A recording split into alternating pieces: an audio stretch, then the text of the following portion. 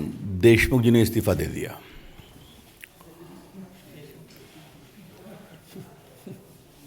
आपको बताऊं, एक बार मैंने इस विषय पर पहले भी प्रेस किया था। हमारी प्रेस 3:30 बजे अनाउंस थी और 2:45 बजे जो मुंबई पुलिस है उसने एक प्रेस कर दिया अपने एक वरिष्ठ पुलिस अधिकारी के द्वारा कि सचिन वाजे इस पूरे मामले में इन्वॉल्व हैं, और वो बिना कोई सवाल लिए चले भी गए।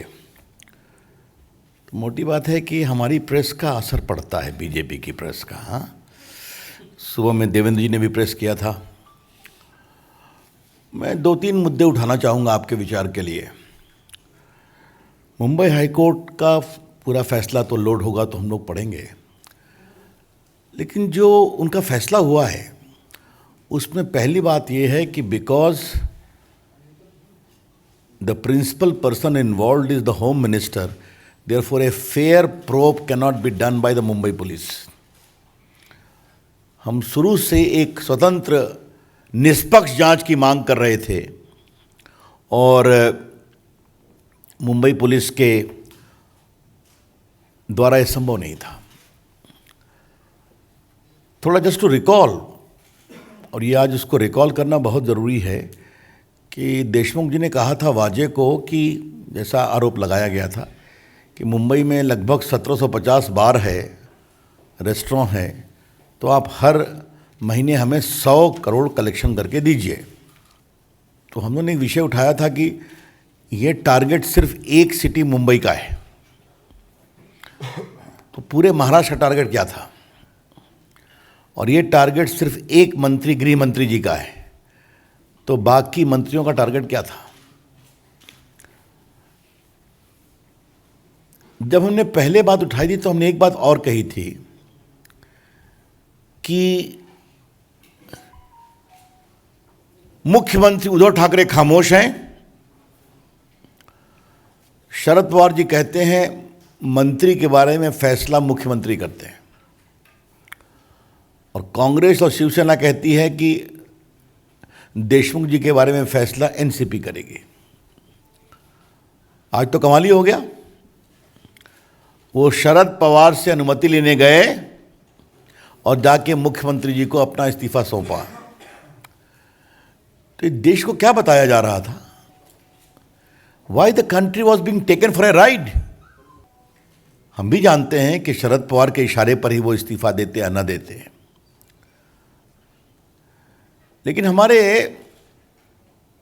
उद्धव ठाकरे जी कब बोलेंगे? उनकी खामोशी कई सवाल खड़े कर रही है। The consistent conspicuous silence of mister Uddhav Thackeray is by itself raising A lot of questions. क्या हम ये मानकर चलें कि बात निकलेगी तो बहुत दूर तक जाएगी? देखिए, आप एक बात देखिए, इस पूरे मामले को मैं पार्टी की तरफ से और थोड़े कानून की समझदारी के रूप से कुछ रखना चाहता हूं। जो हमारी लास्ट प्रेस थी उसी दिन मैं मुंबई पुलिस ने प्रेस किया, और एनआईए सचिन वाजे की कहानी की परत दर परत रोज निकाल रही है। अभी तक कितनी गाड़ियां पकड़ी गई उनकी, लग्जरी गाड़ियां? और 6 या 7 आ गई हैं, 8 हो गई।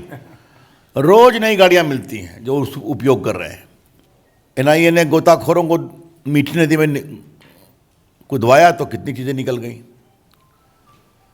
तो ये सचिन वाजे की कहानी कहाँ तक जाएगी ये तो एनआईए बताएगी, लेकिन उसकी परत दर परत रोज खुल रही है। हमारी अपेक्षा होगी कि सीबीआई प्रिलिमिनरी इंक्वायरी प्रामाणिकता से अवश्य करेगी, और जो लॉ में प्रावधान है, अगर उनको लगता है कि प्राइमा फेशी केस है तो एफआईआर करने का उनका अधिकार है। और कोर्ट ने स्वयं पाया है कि मामला गंभीर है, गृह मंत्री इन्वॉल्व हैं, फेयर प्रोब मुंबई पुलिस के द्वारा नहीं संभव है।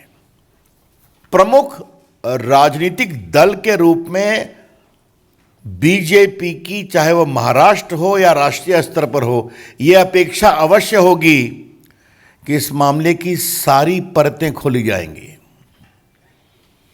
The BJP expects that all the ramifications of this issue ought to be investigated fairly, properly, and those who are involved must be brought to book.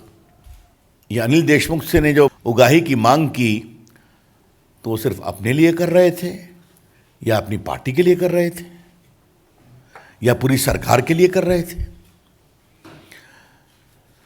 देखिए पत्रकार मित्रों, मैं एक गंभीर विषय की ओर आपको इसलिए बार बार कह रहा हूं, यह भारत के, आजाद भारत के इतिहास में आज तक नहीं हुआ है कि पुलिस कमिश्नर गृह मंत्री पर आरोप लगा रहा है कि गृह मंत्री एक क्वेश्चनेबल कंडक्ट के एएसआई सचिन वाजे को कह रहे हैं कि तुम 100 करोड़ रुपए का इंतजाम करो।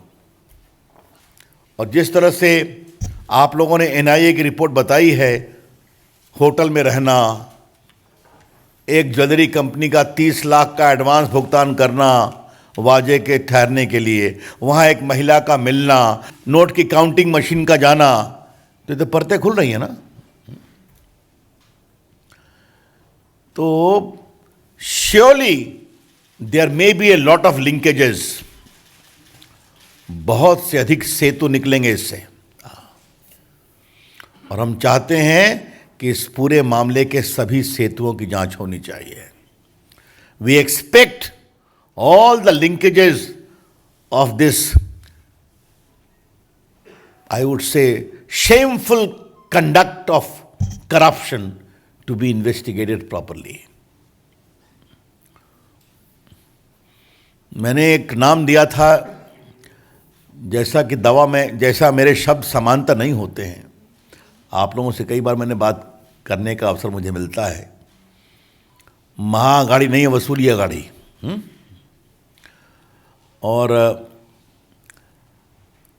मुझे यह अपेक्षा नहीं थी कि वसूली अघाड़ी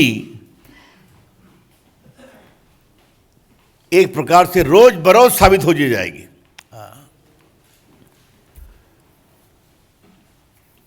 तो इसलिए हम एक बात फिर कहेंगे कि हमारे, कहाँ है चिट्ठी भाई, उनकी लाओ तो।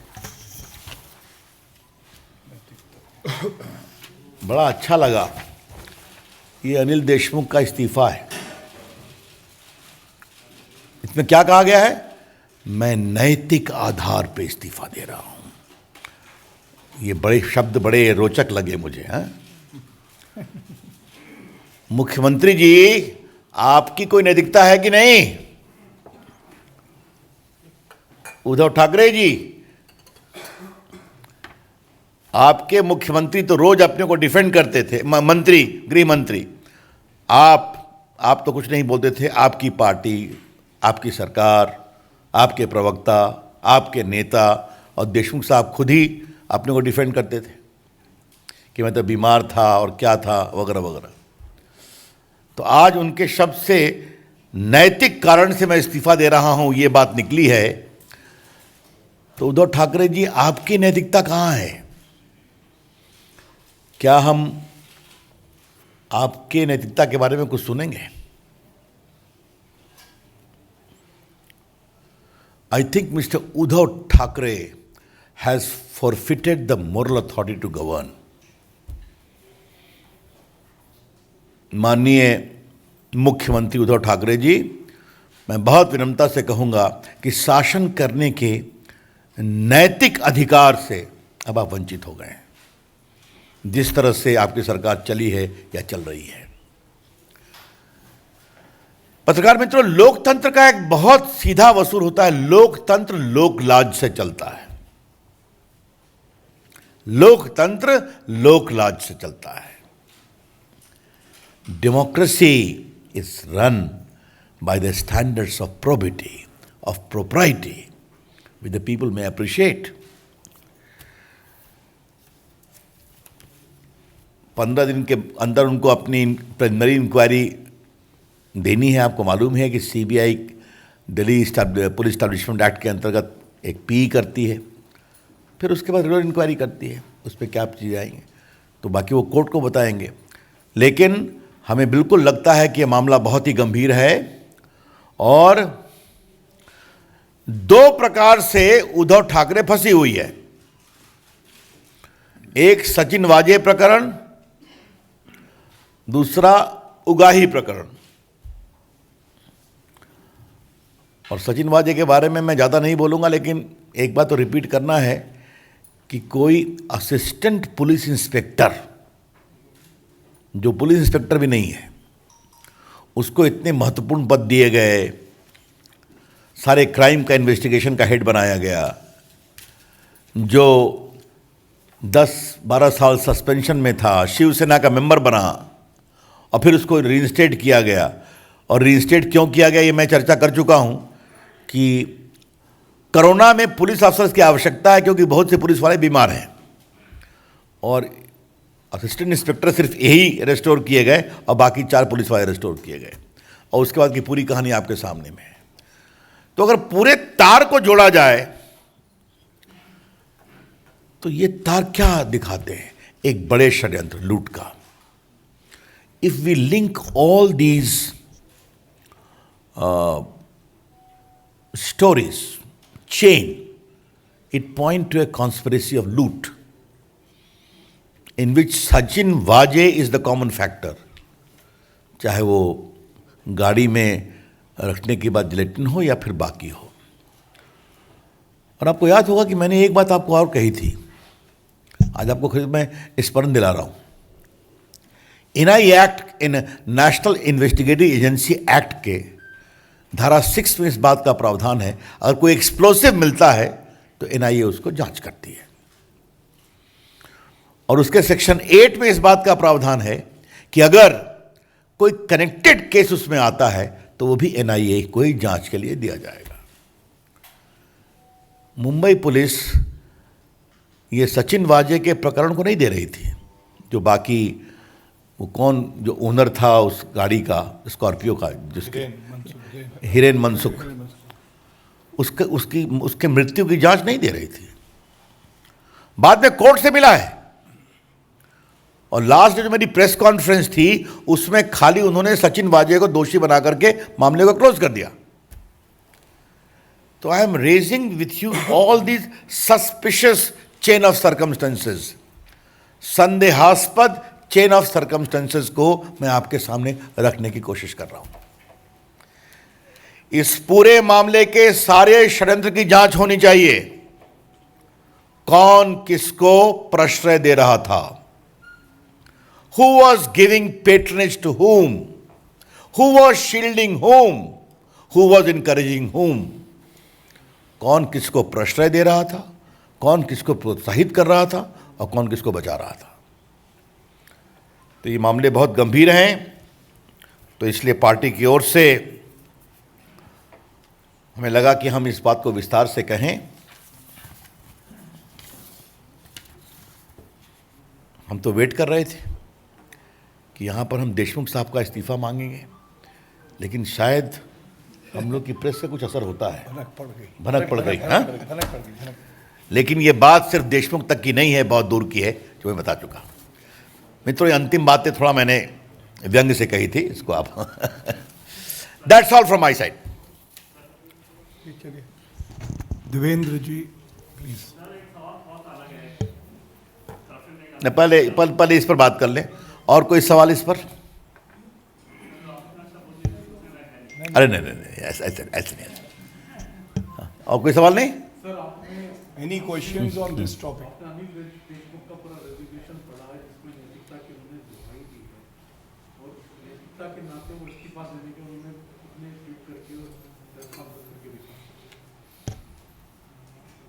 जी, मैंने बताया तो मैं नैतिकता के मानक को थोड़ा ऊपर बढ़ा रहा हूं। जिस मुख्यमंत्री के अगुवाई में इतनी बड़ी बड़ी घटनाएं हो रही हैं, उनका कोई नैतिक दायित्व तो बनता है कि नहीं, ये मैंने विषय कहा है। वन बाय वन आप बोलो।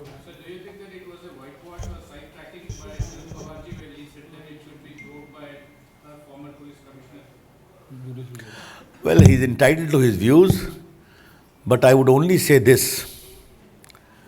Sharad Pawar ji is a senior leader of the country. And I want to repeat again, he has been the Defense Minister of India. He has been 4 times the Chief Minister of India, Maharashtra. He is the President of a national party.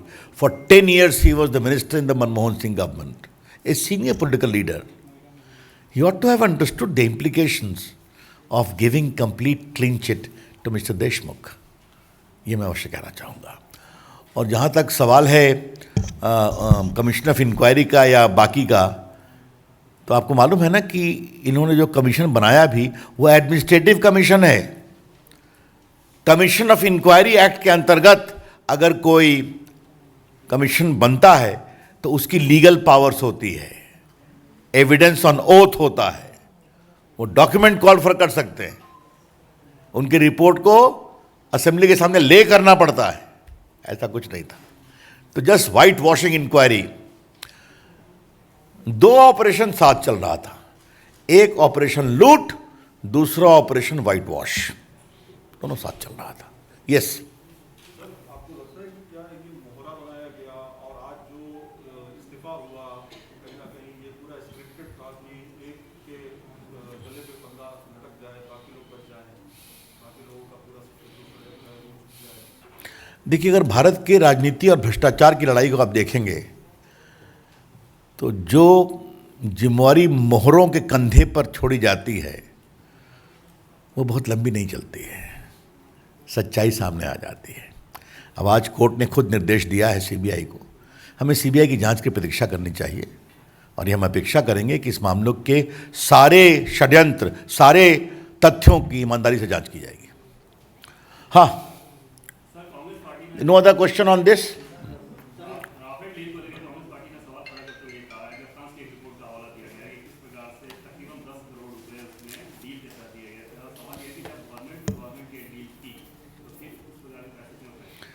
Congress party फिर Rafale की बात कर रही है. Supreme court में तो हार गए, माफी मांग. सीएजी ने भी फिर उसको रिजेक्ट कर दिया.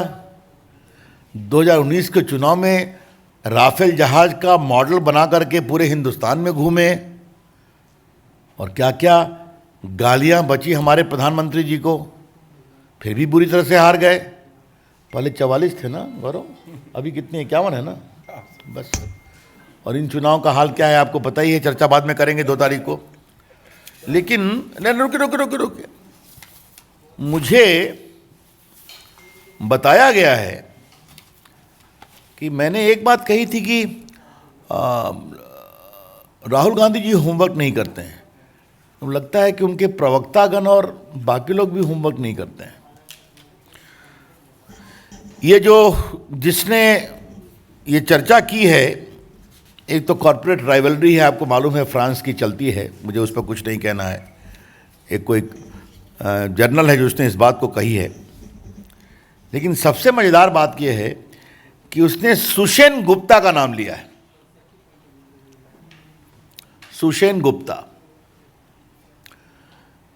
ये गुप्ता महाशय कौन है? जिनको अगस्ता वेस्टलैंड में इंडियन एजेंसी ने गिरफ्तार किया था. कब किया था? 2019 में. तो हमारी सरकार के समय गिरफ्तार हुए हैं. और अगस्ता वेस्टलैंड में परिवार के लोगों का भी नाम आया था ना, याद है डायरी में कि नहीं आया था?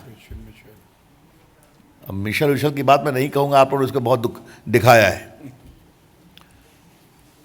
और उसमें कई नेताओं का भी नाम था, कुछ तो बेचारे स्वर्गीय हो गए, मैं क्या बोलूँ आपसे. इन कांग्रेस पार्टी के बड़े लोग थे. और ये सुषेन गुप्ता कौन है? तो सलमान खुर्शीद ने तो पब्लिकली कहा है कि हम इसके परिवार को जानते हैं. तो मैं हमेशा कांग्रेस के लोगों से कहता हूं, आप लोग कभी कुछ बोलते हैं जरा अपना हिसाब किताब लगा देना चाहिए ना, जरा होमवर्क कर लेना चाहिए. किसके बारे में बोल रहे हैं, उनका गोत्र क्या है? आजकल गोत्र शब्द बहुत चल रहा है ना. उनका गोत्र क्या है, किनसे उनके संबंध थे, ये क्या मतलब है इसका? ये बिल्कुल बेबुनियाद है. और मैं बड़ा सवाल कांग्रेस से पूछना चाहूंगा, भारत के हमारे जो सुरक्षा बल हैं उनके अंदर की मजबूती को कब तक कमजोर किया जाएगा? ये सच्चाई नहीं है कि 30 साल से भारतीय एयरफोर्स को फाइटर प्लेन नहीं मिला। और पहले जो हमेशा दो कंपटीशन चलता है फ्रेंच सप्लायर्स में, वो पहले भी हुआ था। आपको मैंने चर्चा इस बार मैंने स्वयं इसी मंच से कई बार प्रेस किया है, मैंने, मुझे याद है। आज राफेल के बाद भारत की वायुसेना की मजबूती बढ़ी है। और मैं फिर आपको बताऊंगा राफेल क्या है। अगर भारत के पास राफेल होता तो बालाकोट के अंदर हमारे एयरफोर्स को नहीं जाना पड़ता, कश्मीर की सीमाओं को पार कर करके वो यहीं से टारगेट कर सकते हैं, इतनी उसकी क्षमता है। तो मैं कांग्रेस पार्टी से कहूंगा, कृपया करके भारत की सुरक्षा बलों के मनोबल को कमजोर न करें। और ये बात मैं बड़ी जिम्मेदारी से कहता हूं, ये उनका इतिहास है। इन्होंने उरी पे सबूत मांगा था ना, इन्होंने बालाकोट पे सबूत मांगा था ना। क्या मतलब है इसका? जिन सेना के साहसिक कार्रवाई की पूरी दुनिया प्रशंसा कर रही है, उस पर सवाल खड़े करना। और आज ये तो ये बिल्कुल बेबुनियाद है। मैं इससे अधिक मुझे कुछ कहने की जरूरत नहीं है।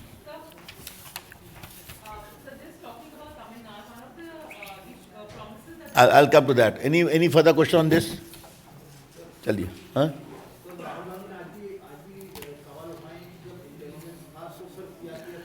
देखिए, अब हम लोग को विचार करना पड़ेगा कि राहुल गांधी पर कितना बोला जाए।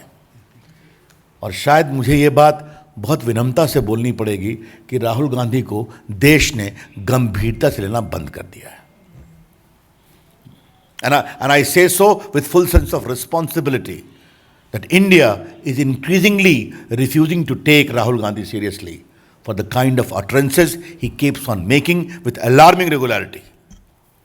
Yes. Sir, the temple issue that has been raised by the BJP in the state of Tamil Nadu today, Karti Chidambaram has questioned the intent of the BJP, saying that if the BJP wants to free the temples, then they want to exclude the marginalized communities and minorities in the state of Tamil Nadu as well. I think Mr. Kartik Chidambaram is not that important or senior to merit a response from the national platform of BJP. The spokesperson of BJP Tamil Nadu will address their concerns. Sir, Paschim Bangal में ममता बनर्जी का ये कहना है कि एक पैर से वो बंगाल जीतेगी और दूसरे दोनों पैर से दिल्ली जीतेगी। मैं क्या बोलूं इस पर? दिल बहलाने को गालिब ख्याल अच्छा है। चलिए, थैंक यू एवरीवन। अरे चलो ना यार अब